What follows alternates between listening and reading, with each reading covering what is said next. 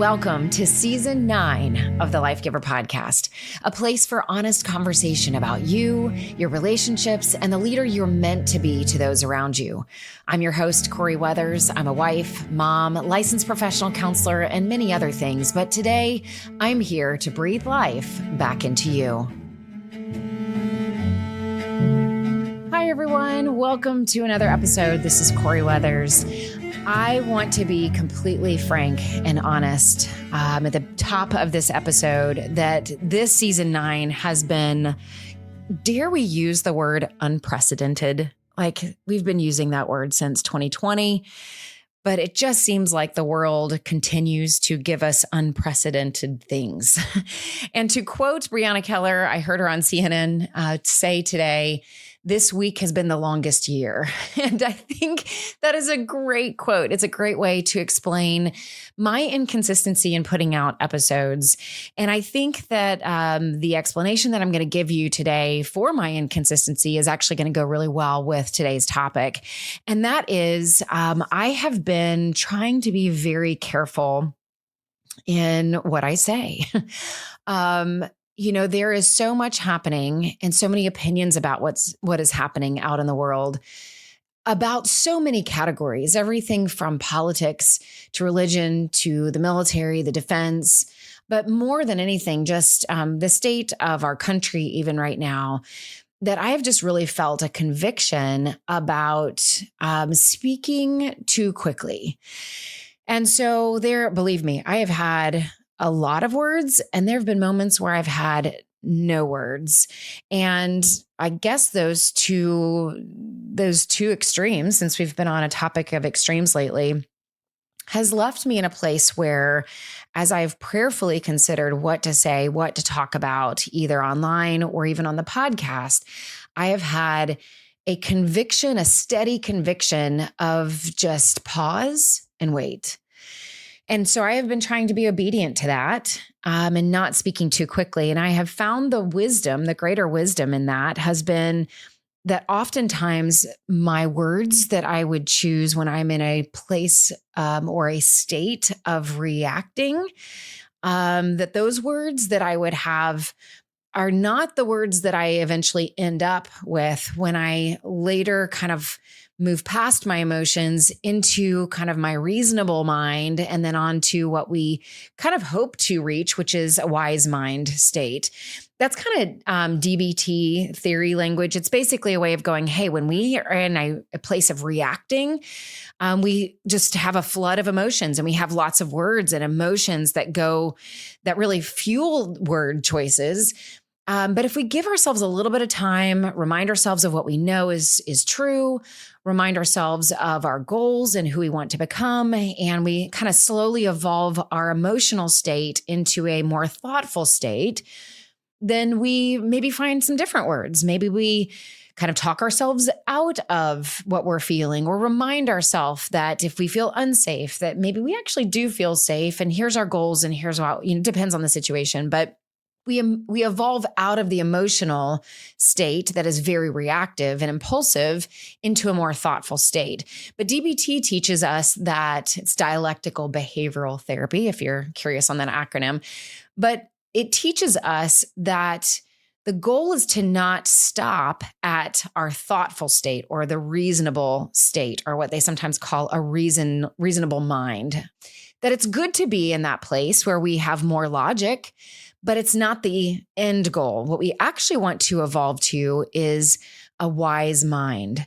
So this is where we go from what we feel to what we think to what is the greater wisdom. And I think that is the thing that I have been reminded of as I have really paused and not been so quick to record an episode or to put out a social media post, and instead really pull back and try to wait and give myself enough time to evolve to what is the greater wisdom that I want to offer.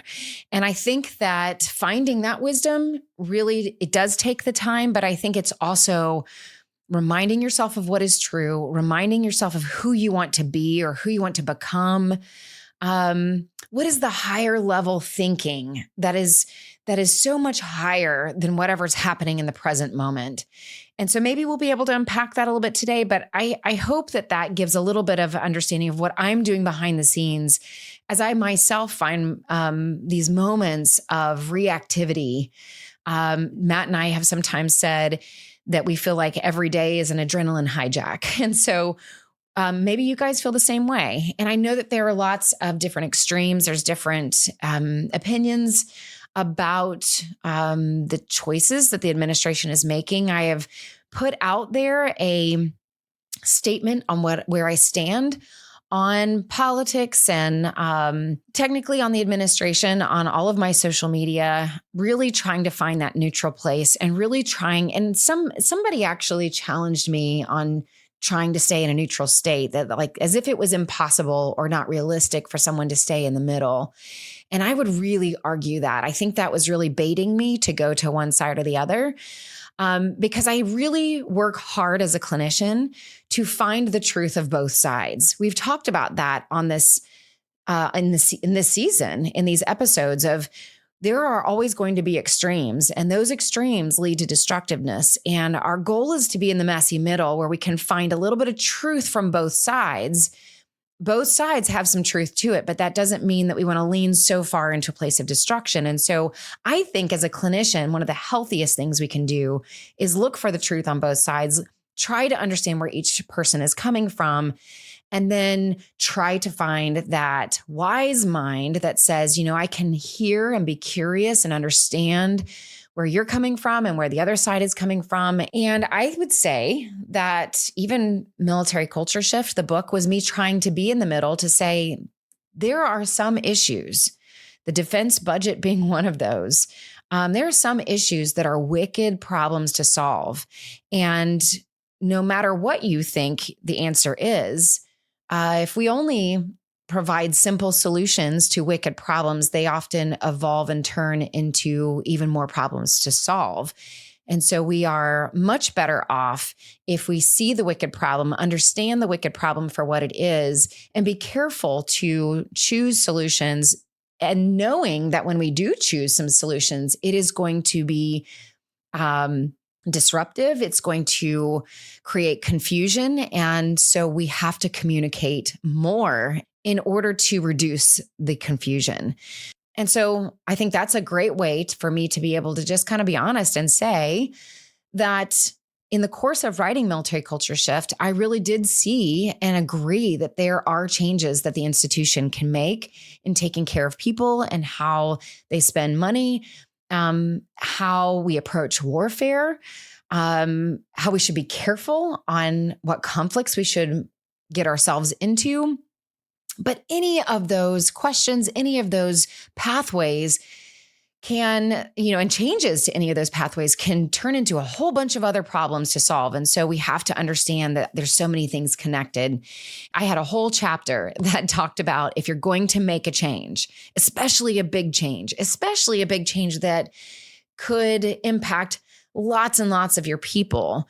If you must change something, then you're going to have to communicate more. You are going to have to campaign and reduce the likelihood of confusion by communicating more, vision casting, and then consistently, and I mean consistently, drip out as much information as possible to reduce the likelihood of confusion and make sure that everybody has a chance for being informed. So that is the best way I can just describe my opinion on what I'm seeing happening is we are not doing a good job on making decisions carefully and then communicating those decisions to the people that those changes are impacting. So I think all of this goes into today's topic, which is about communication. And can you communicate too much? So we're going to look at the dichotomy today of can you either communicate too much or too little?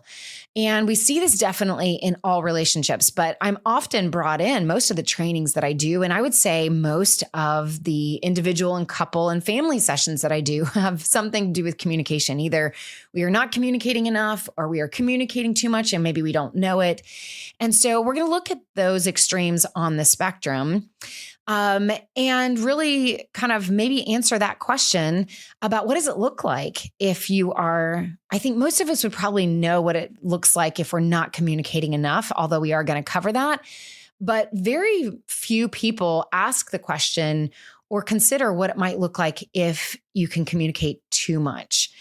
And so I have a great story to share with you to kind of kick us off on this. In fact, when Matt and I first got married, we have been very open with the fact that the first few years of our marriage were especially challenging because of a lot of variables that were going on. I mean, we were the first of our friend group to get married. We didn't have a whole lot of support, and just navigating all these just really tough stressors.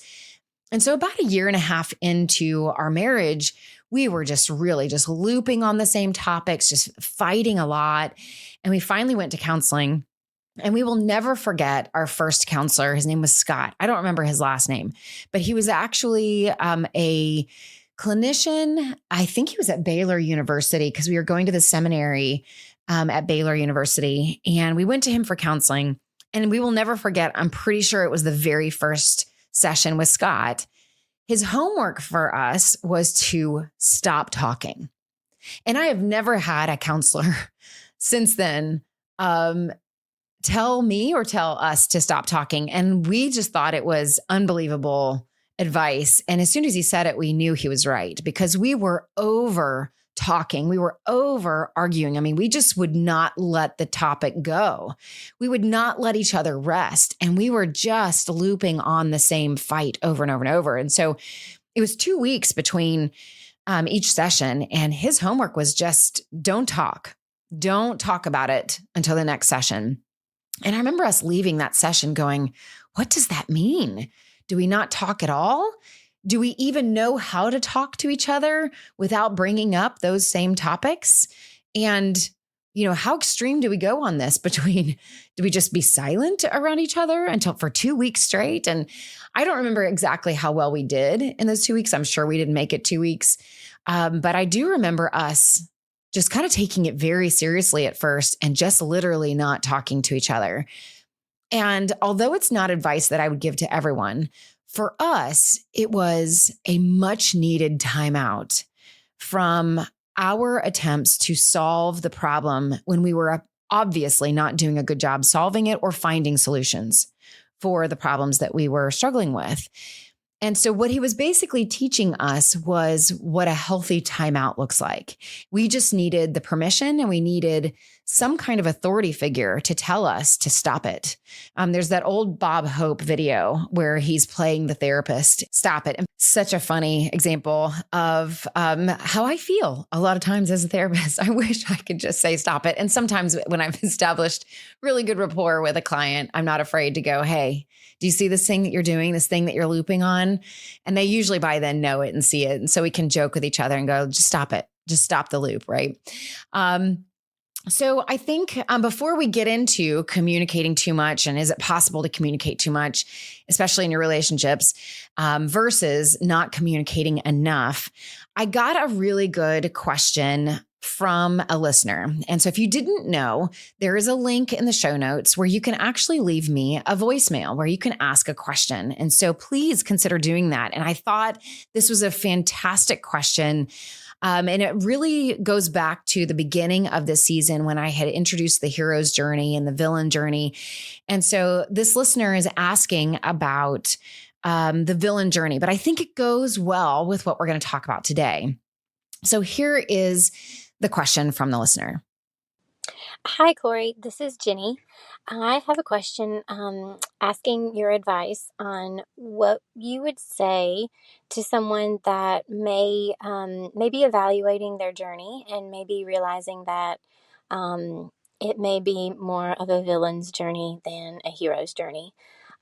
Specifically, you talk about your strengths and how you can wield them for good, but you can also wield them for evil. So what advice would you have for someone that may have found themselves on a more negative, villainous journey than the heroic one that they started? Can't wait to hear what you have to say. Love the podcast. Talk to you soon. Bye. Such a great question. And I often get this question a lot when I teach Strength Finder. And I'm so glad that she brought up strengths because I think it's a very positive way to address things that we can change in our life when we identify that something does need to change. So let's kind of pull apart her question, and that will lead us into the topic of communication as an example to her question. Okay. And that is, what do you do if you find yourself on the villain's path?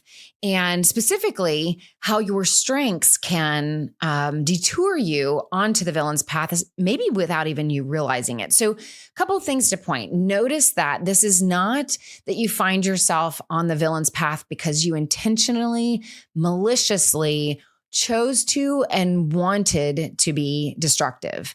So we often think villains just want to be destructive, when I would say most of the time villains find themselves on a destructive path, but they have motivated themselves with what they believe are good intentions.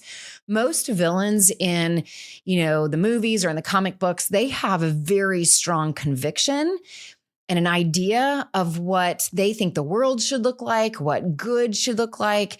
And they have convinced themselves that the path that they are on and what they are trying to accomplish is better than, another path that they've already seen. Okay. So I think that that's important to note, is that sometimes we can think that we are doing a good thing, that we can think that we are about a good thing, or that we are trying to motivate other people to do what we think is right. And it doesn't seem destructive to us until we get down the road and realize this is becoming destructive to those around me.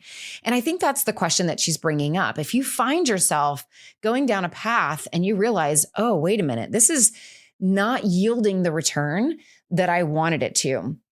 And so I see in strengths all the time, almost every strength can be used in a destructive way. That's why I always say, once you know your strengths, once you know what your talents are, again, we're referencing the Gallup Strength Finder. You can take the assessment. It takes like 30 minutes to take the assessment, and it's ranking your talent, what you are exceptionally good at, what your mind has been created to do really, really well. And I love that positive perspective, because even a villain has superpowers. It's just their motives and how they use it that makes them different from the superhero. And we could kind of oversimplify to say that superheroes are using their strengths for good. They're using their strengths for the sake of others, whereas a villain is using their talent, their superpowers for selfish gain. So we, number one, can be aware of us becoming a villain if we are using our strengths for a selfish reason. And we're going to get to here in a second when we talk about communication, that sometimes it's hard to know the difference between when I'm standing up for myself or honoring something that's really important to me versus being selfish. I think we confuse the two sometimes. And so going back to the villain, if you find yourself being destructive in your strengths, a key to this is that you become aware of it, whether it is not yielding the results that you wanted, or someone is telling you to stop it, or someone is telling you that it's becoming destructive, or they are putting up boundaries to kind of try to mirror back to you, hey, what you are doing is destructive, and I'm putting some boundaries up. So I think that awareness piece is so huge. And I'm glad that she brought that up as an important feature in this. But let's give a couple of examples of how our strengths can be used for good, but then tempt us to use them in ways that can be destructive. I call this controlling your strengths rather than them controlling you. So when we first wake up to our talents and our strengths, we may not realize that our strengths have been controlling us instead of us controlling them. This is where we develop or need to develop the self-control to decide, when do I use these talents versus when do I, kind of like a volume dial, like old school volume dial, turn it down and say, no, this is not the best time to use my strengths. A couple of strengths as an example. Deliberate comes up a lot. Those of you who have a deliberate strength, these are slow, methodical thinkers. They have an incredible talent for weighing risk. My son is deliberate number one. A deliberate when they can get paralyzed by too many choices.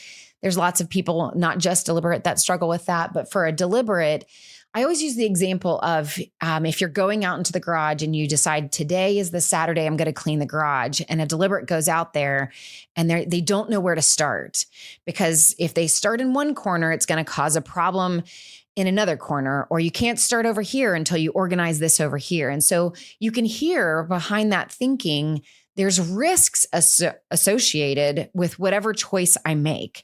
And so they kind of can get paralyzed in that. Now, this talent is amazing for very big decisions that do have significant risk. If you are purchasing a house or a truck or going to war, goodness, right? Like if you are going to dismantle a whole, government agency, right? We should be deliberate in thinking through the risks that could come with making that decision. So deliberates are wonderful for slowing people down, expressing those risks, seeing those risks very quickly, and then methodically moving through. And as you're moving through, consciously looking for more risks, right? So that is an amazing talent for very big decisions where risks are very present and are important and should be pointed out. However, if your deliberate is controlling you instead of you controlling it, you could find yourself paralyzed over small decisions and moving way too slow on things that we maybe need to move faster on. For example, I worked with a couple where the wife had deliberate and she was getting stuck in the grocery store picking out shampoo because there was too many choices, right? Or let's say you do as a couple need to make a decision quickly and there's no good, perfect decision, but we just need to move forward. Deliberates can tend to move a little slower than other people are comfortable with. And so it can be really frustrating if you are kind of slowing everything down and overweighing the risks. One last example on deliberate. My son, like I said, deliberate number one, he delayed getting his driver's license because he saw the risk of driving and was overly concerned about the safety of other people and worrying about him making a mistake or someone else making a mistake. And so he was delaying getting his driver's license. And so a good example of flipping that upside down in order to help him not be paralyzed, I had to say to him, hey, do you want me to drive you to prom? Do you want me to drive you on your dates? Right? Like that is the alternative risk of you not getting control of this deliberate. So deliberates can become destructive on a, let's call it a villain path. If you are so cautious and so what could come across as negative and blocking ideas and creativity, that it's making other people around you feel like there's constant obstacles and we're never moving forward, or we're moving so slow, it's taking the joy out of life and decisions. Now, that may seem like not like a villain path, but just, a place of frustration.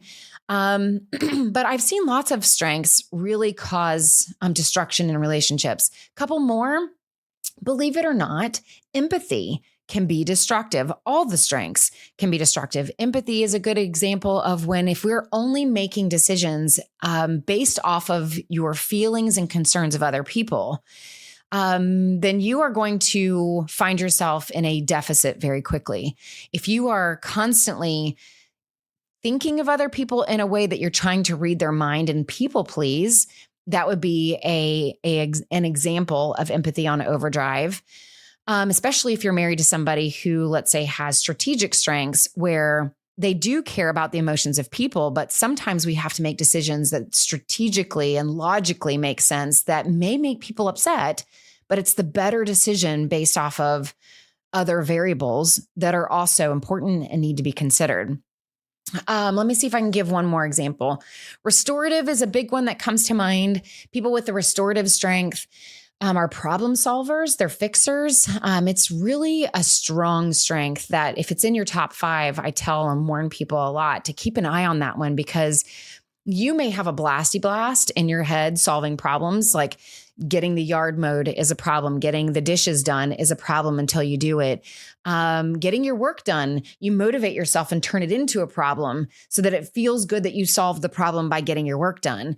But in a relationship, if you are constantly in conflict and you're not solving some of those issues, it's really easy to make your spouse or your partner the problem that needs to be fixed. And so they can get into blaming. And so if we're in a constant negative state of blaming, of trying to fix people, of trying to point out problems, then that is going to become destructive to those around you after a while. They're going to get to a place where you are more concerned with fixing them or blaming them than turning that strength down and instead taking a look at the human in front of you as a human and less a problem to fix.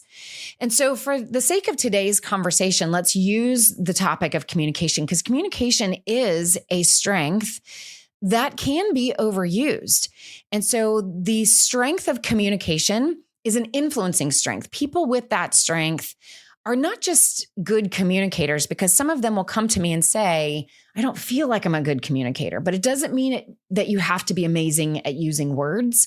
People with that strength can be good at art, at dance, anything that motivates other people into action through some kind of communication.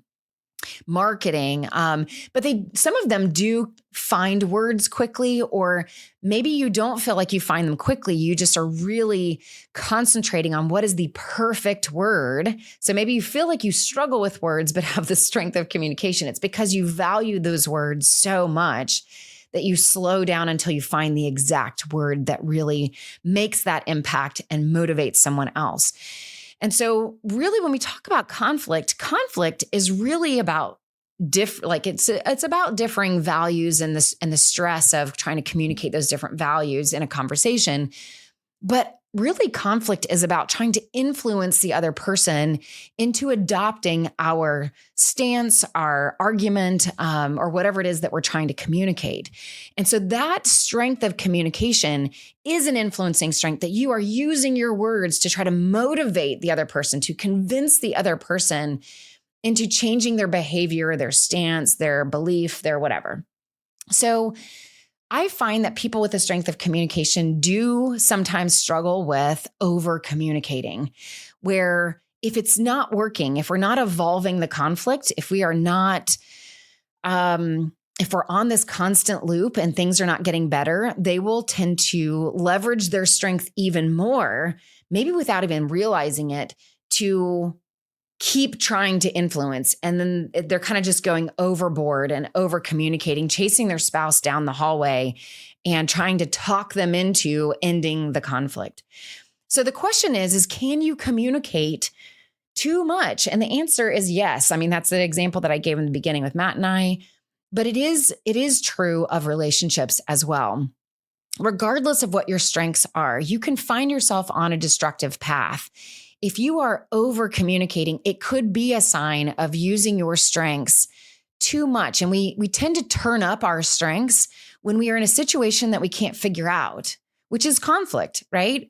When you're in a situation that you're either trying to make a decision, trying to end the conflict, if it's a problem to solve, if something is not going right, your strengths are going to go into overdrive because it is pretty much all you got. It's the superpowers you were born with that are going to really just fire off in your body and create this compulsive feeling, this energy coming out of you that is just deeply desiring to fix whatever the situation is in front of you. And so your strengths kind of go on overdrive, whatever they are. If you're an executor in that category, you're going to try to problem solve. You're going to try to end the conflict. If you have a lot of influencing strengths like communication, you're going to try to talk a lot, influence a lot to try to end the conversation. If you're highly relational like I am, you're going to go into overdrive and you're going to try to deepen the relationship and tend to the relationship to try to solve the conflict. And then, of course, there's the strategic category that's strategically trying to maneuver through whatever we're talking about in order to probably end the conflict too. So they all go on overdrive. And so whenever we find ourselves frustrated, that is a clue of strength. It's your strengths coming out and you're frustrated because your strengths aren't working. Like the superpower is coming out, but it's not doing any good, right? So you find yourself frustrated. You could also find yourself frustrated if you're trying to use your strength and you think that you're intentionally doing it and you think it's the perfect time to use that strength, but the other person doesn't value it. That's also what's happening in conflict, right? Because they're so focused on using their strengths and think that their strengths are the perfect solution. They are probably not valuing what you're bringing to the table. It's like we're all like firing at the same time and not paying attention to what the other person is bringing to the table. And you also might find yourself frustrated. Again, if you're using it at the wrong time, accidentally, it's just happening and you're not aware of it. So going back to the listener's question, what do you do if you find yourself creating destruction and you wake up to this realization that I am contributing to something destructive? Like, how do I turn around and become the superhero again? So number one, she did a great job of identifying the fact that you become aware of it. That's number one. It takes a lot of humility to admit that I'm doing something destructive and I need to stop. And can I just say that is number one, the hardest thing to do is humble yourself. Be aware of the destruction that you are causing, own it and articulate it. Most people don't want to articulate it, me included. It is really hard to admit when you're wrong.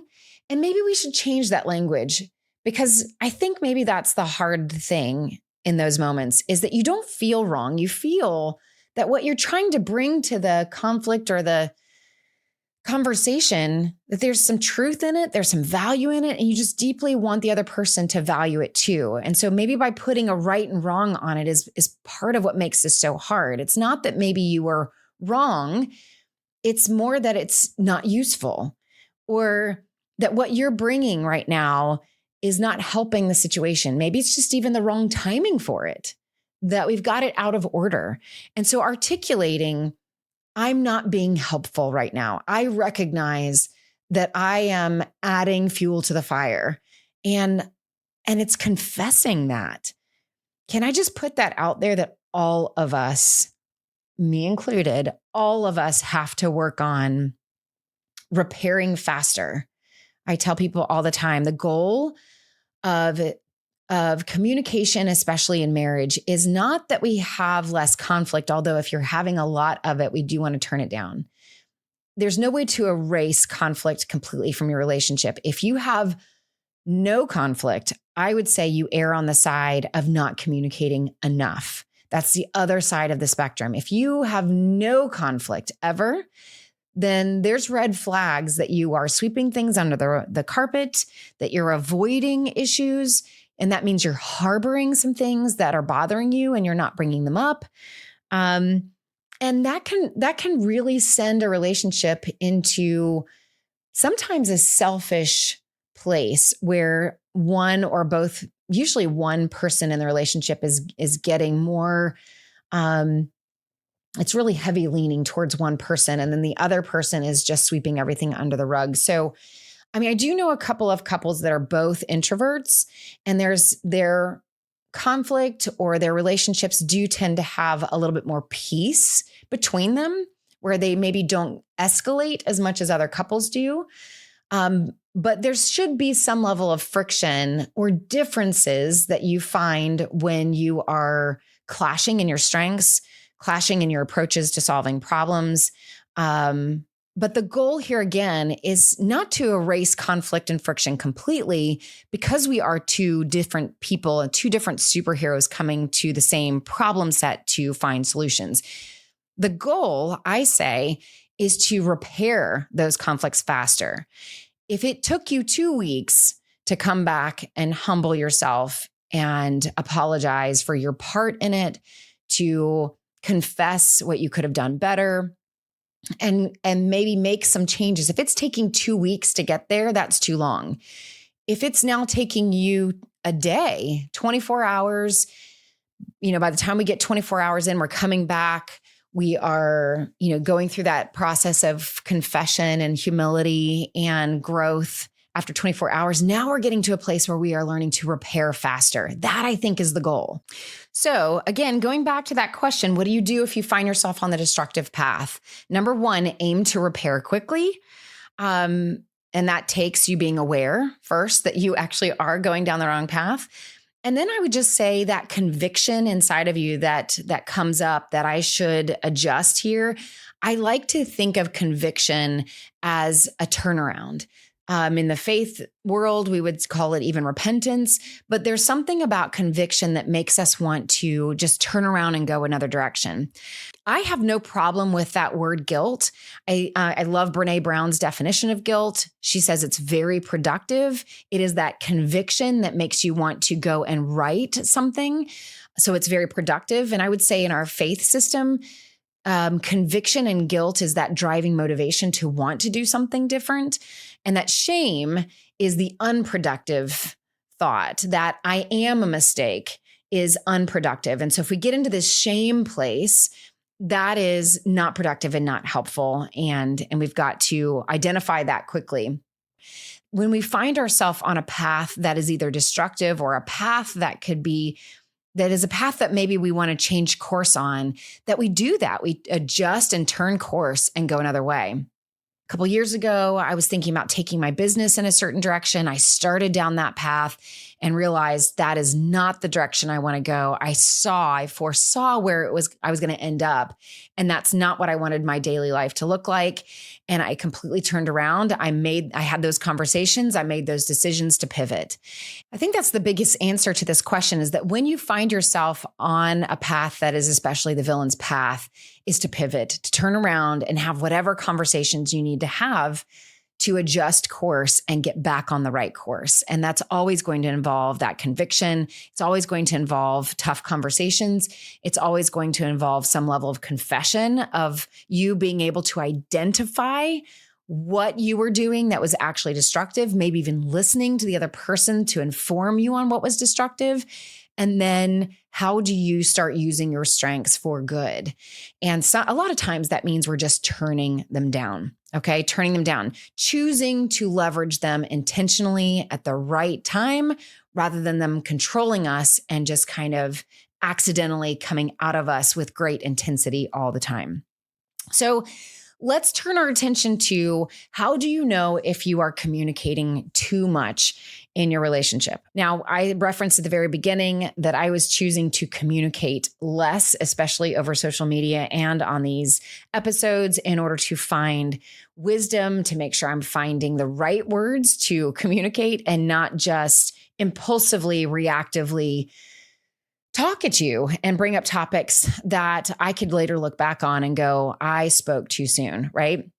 So I think that red flags of talking too much is number one, that they are highly emotional and reactive and impulsive. Okay. So you might be not speaking out of a wise mind if you are reacting with the emotional flooding happening in your body and it's just coming out and coming at the other person and it's not filtered.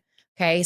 Most of us, especially external processors, we probably need to learn some filtering techniques, and journaling is a great way to just help you find better words, get past the first draft of words, the first draft of the initial flooding, and get to the second and third draft. I think another red flag of communicating too much is that, especially in a relationship, you're not finding solutions. I think Matt and I's story there in the beginning is an example of that. We were looping on a topic, and it just felt like we were spiraling into shaming each other, being more angry at each other, becoming more destructive with our words. And it was coming out of a place of frustration that we had not solved it yet. So if you find yourself looping, there's lots of strengths that tend to loop. In input and intellection, those strengths of thinking and just ruminating on whatever the issue is, you can tend to find yourself looping on the same frustrating topic over and over and over again. And then if that's coming out in your conflict, that's a red flag that we are communicating too much. If you're not getting a break, like if you cannot get through a date night, if you cannot get through a Saturday, without those same topics coming up. If you are beating the topic into the ground, you can hear a theme behind all of this is that there's no solution happening, right? Then chances are you're communicating too much. You're talking too much about it. If there's a dynamic in your relationship, there's kind of a cat and mouse game happening where one person is chasing the other constantly down the hallway, actually or metaphorically, to resolve the topic. And you are constantly bringing it up, constantly resurrecting it. If you are constantly trying to convince the other person to talk about it again, and they are not engaging, running away from you, trying to avoid. This one's kind of hard because I would say it's probably a good time to maybe take a time out. But I know that there are some listeners right now that are saying, I'm chasing him or her because we're not talking about it.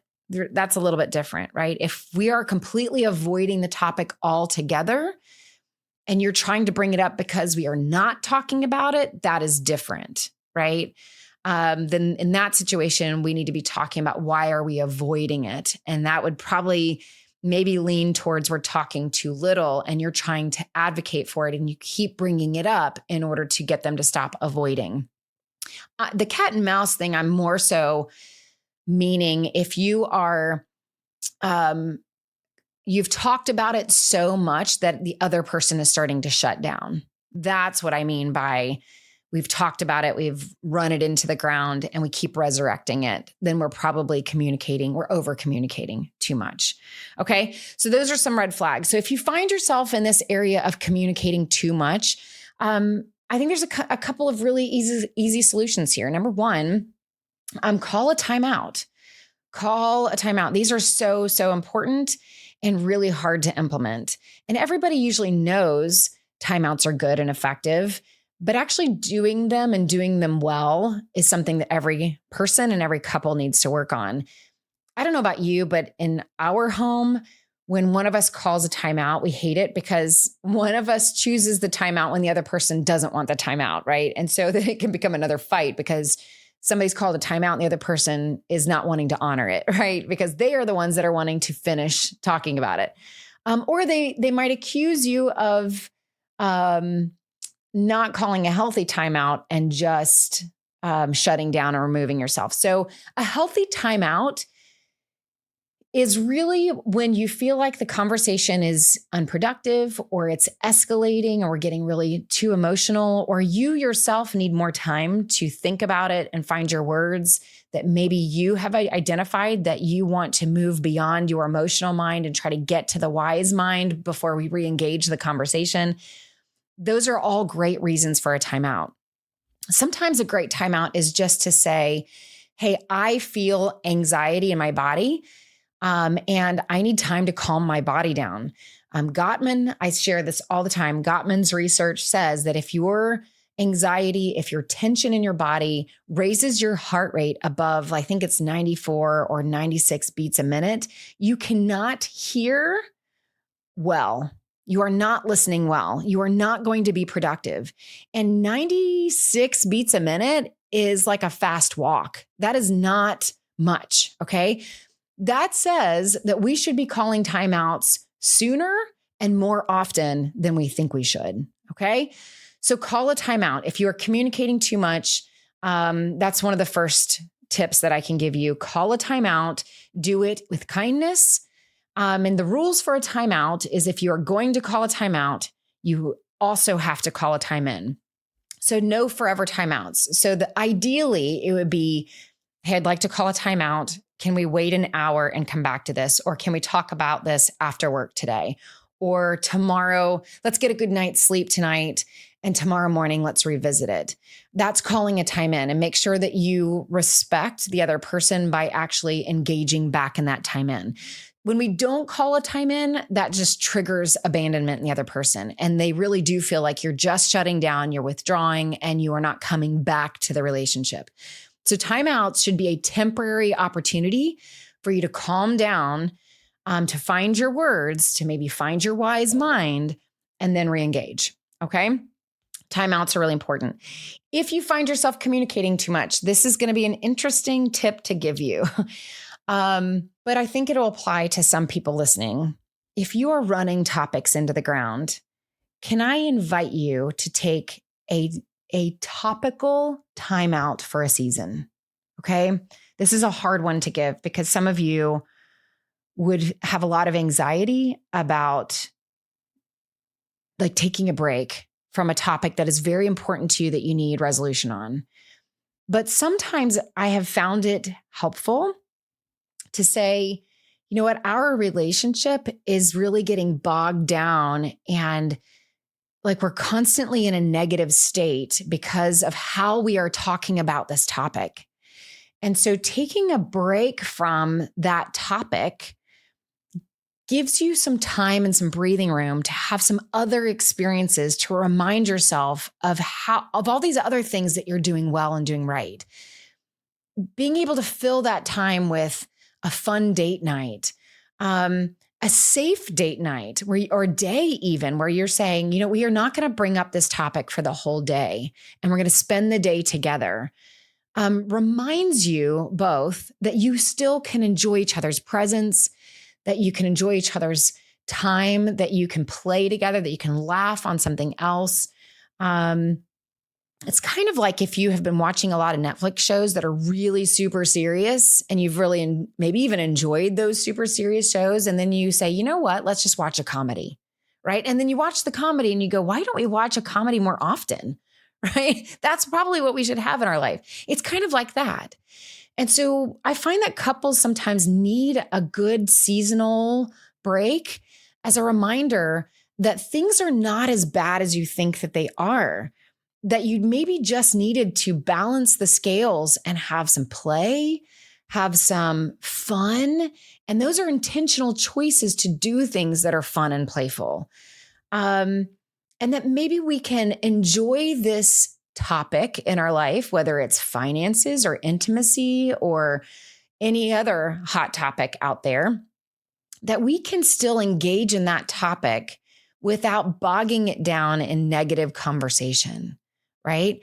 And there's some people out there that you have been the person that is pursuing and over communicating, and you're afraid that the other person will not engage in this topic with you unless you bring it up in a negative way and try to resolve it, when actually they may be waiting for you to give it a rest, and that they would come back into the topic in a healthier way when there is space for the topic to be approached in a more positive way. So I hope I'm speaking in general terms. So I'm hoping that makes sense and you're able to apply it to whatever is going on in your relationship. Let's see if there's anything else I can tell you as far as if you're communicating too much other than stop it. Give yourself some space, call those healthy timeouts.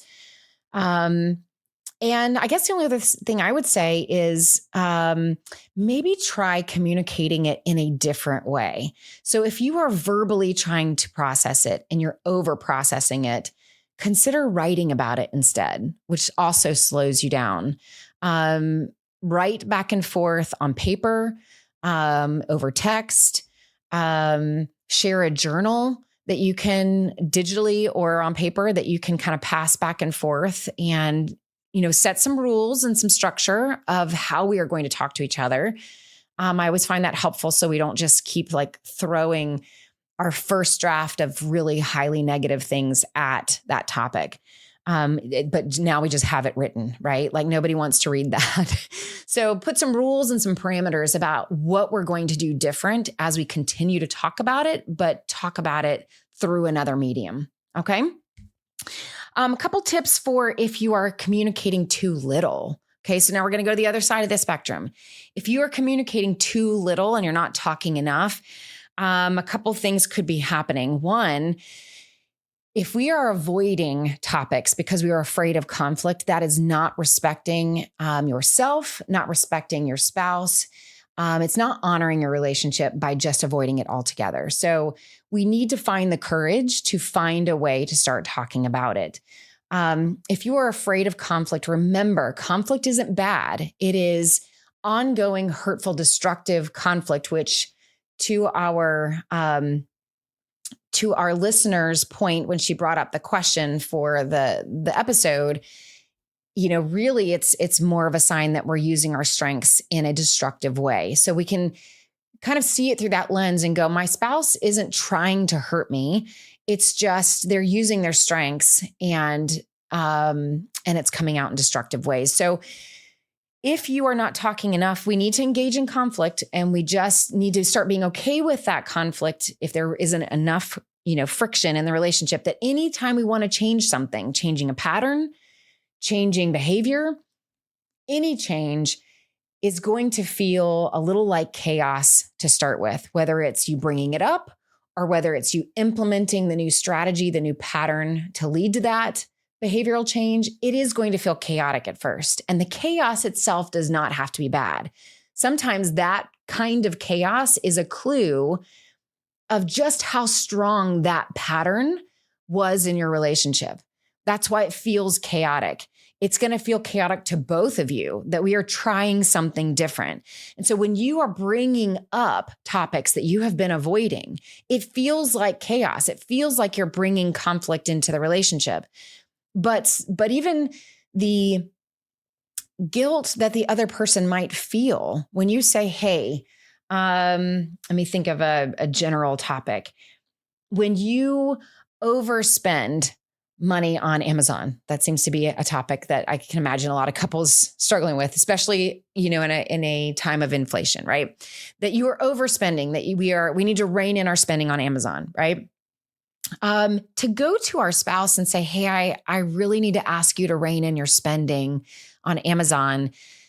That feels scary sometimes to say for some couples, for some people.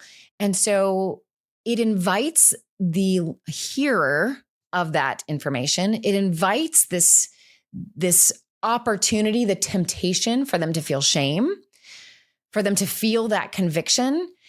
And everybody responds to that feeling in different ways. Ideally, we want to receive that feedback and go, I'm going to humble myself. I'm going to see the awareness of my behavior, and I'm going to confess that you're right. I've been spending too much on Amazon, and I will change my behavior. But very, very rarely does a conversation go that well. That's what we are all aiming for, right? Instead, no, the person comes back defensive and maybe throws something your direction, right? And so it feels like we are starting conflict. But just remember that if we are bringing something up in kindness, if we are bringing something to someone's attention and we're asking for something to change, it is their choice, especially if you are trying your best to do it right with that kindness and honoring whatever is happening within you that says, I need to bring this up. It's their choice if they entertain it with shame and if they come back in a destructive way. It may not have been that you brought it up in a wrong way, right? And I would have to listen to a couple and how they handled the conversation to be able to say which way is which. But my point is how the other person receives the information, what they choose to do with that information is up to them, okay? We should not be harboring negativity and just harboring resentment and hurt and whatever else under the surface because we're just afraid of conflict. You have to honor yourself, your body, the needs that you have, while also being in this messy middle, respecting that as you bring changes that you want to see happen in the relationship, that they are also going to bring their desire for changes to you too. That's the messy middle, right? And when we know that our spouse is likely to do the same back to us, it helps us when it's our turn to bring something to them to do it in a kinder way, because we're thinking, wouldn't we want the other person to also be kind when they're asking us to change behavior, right? So if you are communicating too little out of avoidance, out of being afraid of conflict, this is something where we need to find the courage. We need to honor ourselves and not harbor resentment and learn how to bring these things up, learn how to communicate. Hint, use your strengths. Use your strengths to lean into how you can bring up those very hard conversations. If you use your strengths, it's probably going to go better than if you try to do something that you're not good at, okay? Boundaries, that's kind of also about really the theme here of if you're communicating too little, the answer is also stop it. and start to communicate more. But it just plays out in different people's relationship in different ways. So if it's not just bringing up the topic, sometimes you've got to start setting boundaries. And again, that sounds like the same thing, that we are starting conversations that we aren't having. And so sometimes that looks like setting healthy boundaries and saying, hey, this is not okay. What's happening in our relationship, or the way that it's unfolding, or the way that it's been playing out, is not okay. And I'm asking you to do something different. So you can hear the theme there, that if you're communicating too little, the answer is stop it and start communicating more. If you're communicating too much, stop it and come to the middle and communicate a little bit less, or change your behavior in order to get a different result. Okay. So let's see if we can recap a couple of things that we've talked about today, because maybe it seems like I've been all over the place. Hopefully you can hear where I'm coming from. Number one, I have been very inconsistent this season in episodes, and I'm aware of that.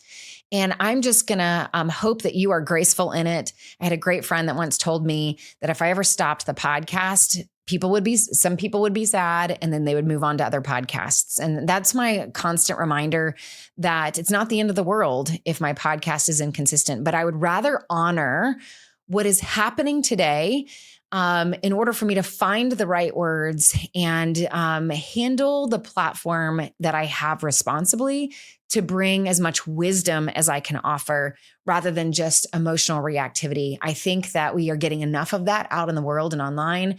I'm taking a break from it as we go into Lent. And so that's one of the reasons why I've been inconsistent, is I just really want to wait until I don't just emotionally bleed words on you that are reactive and not helpful. Number two, we talked about, what do you do if you find yourself on the wrong path, especially motivated by using your strengths in a way that are controlling you instead of you controlling it? We would call that the villain's path, that we are trying to aim for our own selfish gain of the conflict ending, of the topic getting better, or finding resolution, or solving the problem. But really, a better way to say all of that is the reason why it's a villain path is that you are leveraging your strengths with such an intensity so that you feel better about the situation more than valuing the problem getting solved. Let me say that again. You know you're on a villain path if you are coming at your spouse in relationships with an intensity to solve the problem and chasing after them. In this case, over communicating, over talking about it, more to find resolution and peace within your own body and spirit, over finding that messy middle where your relationship is valued more than you personally finding your peace.